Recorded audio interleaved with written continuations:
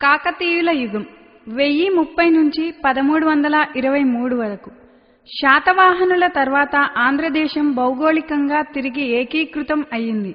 వీరి కాలం నాటి సామాజిక ఆర్థిక స్థితిగతులను తెలుసుకోవడానికి ముఖ్యమైన ఆధారం వినుకొండ వల్లభరాయుడు రచించిన క్రీడాభిరామం. ఆర్థిక పరిస్థితులు. సిరి సంపదలతో కూడిన ఆర్థిక వ్యవస్థ అని అమీర్ ఖుస్రు మరియు రుద్రమదేవి కాలంలో మార్కో పోలో ప్రస్తావించారు. అమీర్ ఖుస్రు పుతుఫ్ ఉస్ ఖజాయిన్ అనే గ్రంథంలో అల్లావుద్దీన్ సేనాని మాలిక్ కపూర్ ఓరుగల్లుపై దాడి చేయడాన్ని, సంపదను దోచుకున్న విధానాన్ని ప్రస్తావించాడు. వ్యవసాయం ప్రధాన వృత్తి గనుక చెరువుల నిర్మాణం ప్రాధాన్యతను సంతరించుకుంది. చెరువుల నిర్మాణం సప్త సంతానములు పాలకుటి బాధ్యతలు ఒకటిగా చెప్పబడుతుంది. కాకతీయులలో మొదటి ప్రోలరాజు కేసరి సముద్రము అనే చెరువును తవ్వించాడు. గణపతి దేవుని యొక్క సేనాధిపతి రుద్రుడు పాకాల చెరువును, రేచర్ల రుద్రుడు రామప్ప చెరువును త్రవ్వించారు. ప్రతాపరుద్రుని కాలంలో నెల్లూరు, కడప, పల్నాడు ప్రాంతములలో అడవులు పంట పొలాలుగా మార్చబడి కొత్త గ్రామాలు ఏర్పడ్డాయి. ఓరుగల్లు సువాసనలనిచ్చే బియ్యం ఉత్పత్తికి ప్రసిద్ధిగాంచింది. పంట పొలాలపై కోరు అనే వ్యవసాయ పన్నును, బీడు భూములపై పుల్లారి అనే పన్ను విధించబడ్డాయి. వ్యాపారము, పరిశ్రమలు. మార్కో పోలో ప్రకారం మైసోలియా లేదా మచిలీపట్నం నూలు వస్త్రాలకు ప్రసిద్ధిగాంచింది. మహారాజులు సైతం గర్వించదగ్గ వస్త్రాలు తయారు అవుతున్నాయని మార్కో పోలో ప్రస్తావించాడు. ఓరుగల్లులో రత్న కంబళ్లు, తివాచీలు, ముఖమల్ వస్త్రాలు తయారు చేయబడ్డాయి.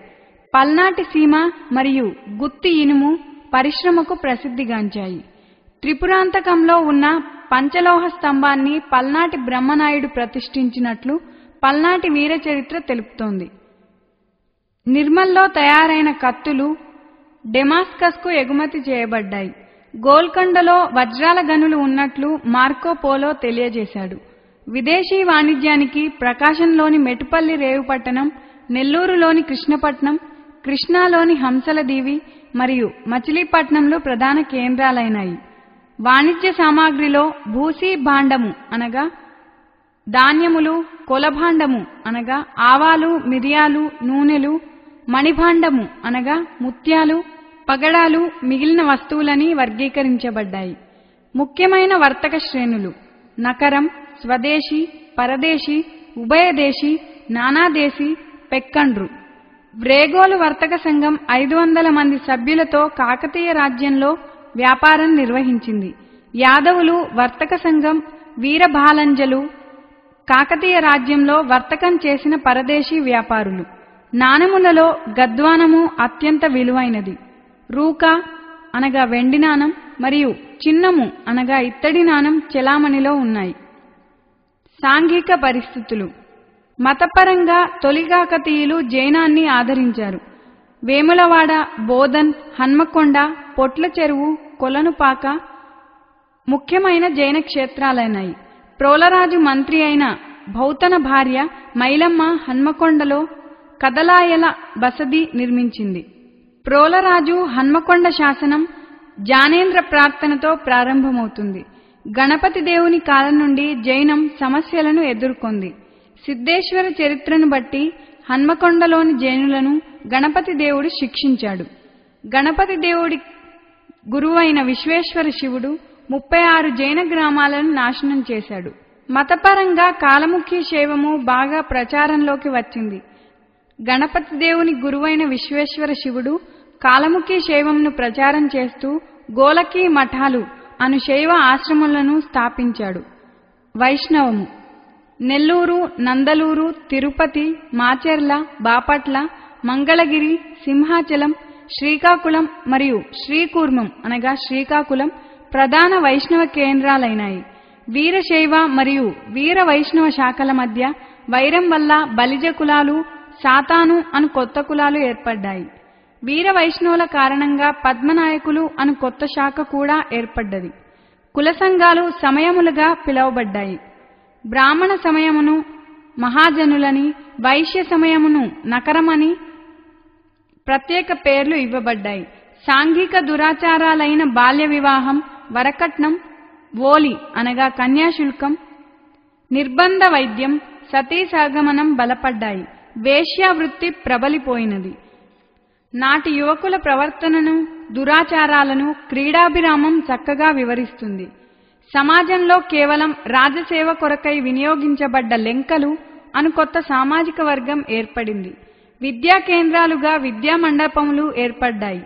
మందాడు అనగా మంథని కరీంనగర్, విశ్వేశ్వర శివుడు ఒక వేద పాఠశాలను ఏర్పాటు చేశాడు. కర్ణాటక రాజ్యాన్ని స్థాపించినవాడు సాదుతుల్లా ఖాన్, తర్వాత దోస్త్ అలీ, ఇతని కొడుకే చందా సాహెబ్. ఈతని తర్వాత అన్వరుద్దీన్. ఈయన కాలంలో 1-2 కర్నా యుద్ధాలు జరిగాయి. బెంగాల్ ఆక్రమణ. బెంగాల్ రాజ్య స్థాపకుడు ముర్షిద్ కులీ ఖాన్, అతని తర్వాత అలీ వర్ది ఖాన్, తర్వాత సిరాజుద్దౌలా.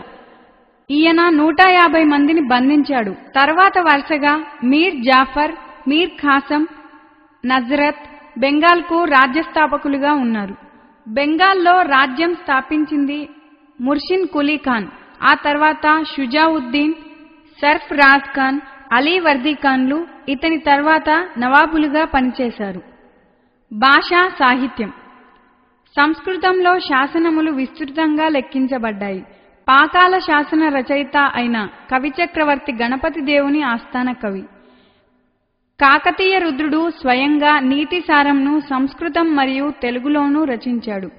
ప్రతాపరుద్రుని ఆస్థాన కవి అయిన అగస్త్యుడు బాలభారతం మరియు సంకీర్తి కౌముది అను ఖండకావ్యాలు రచించాడు. నాటి కవులలోకెల్లా అగ్రగణ్యుడు ప్రతాపరుద్రుని కొలువుకు చెందిన విద్యానాథుడు. ప్రతాపరుద్ర యశ్వభూషణం అను అలంకార గ్రంథాన్ని రచించాడు. దేశీ కవిత ఉద్యమము శివకవులతో ప్రారంభమైంది.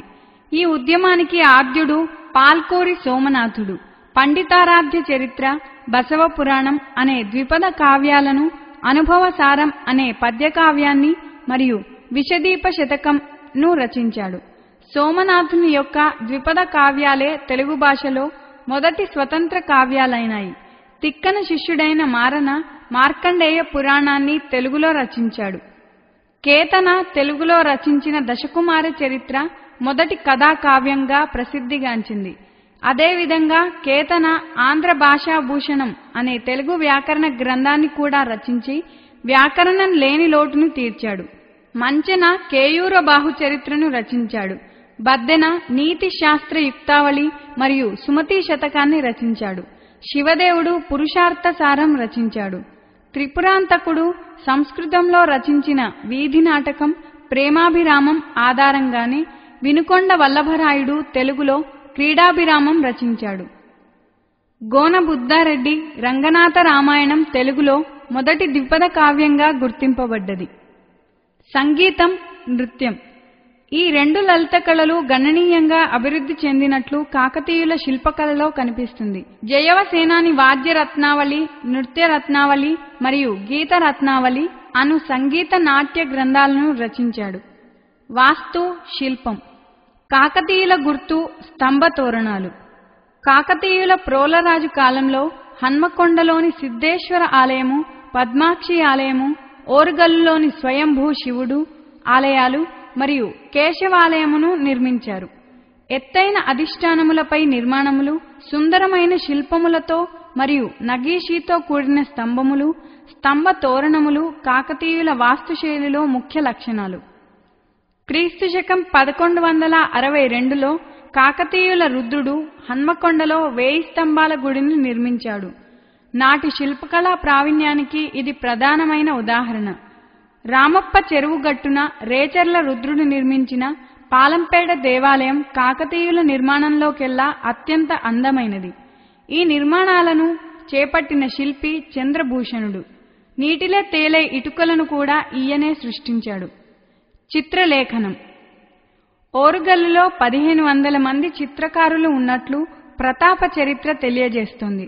ప్రతాపరుద్రుని ఆస్థానానికి చెందిన మాచర్ల దేవి ఓరుగల్లులో చిత్రశాలను నిర్మించింది. ప్రజలకు ముఖ్యమైన వినోదం తోలుబొమ్మలాట.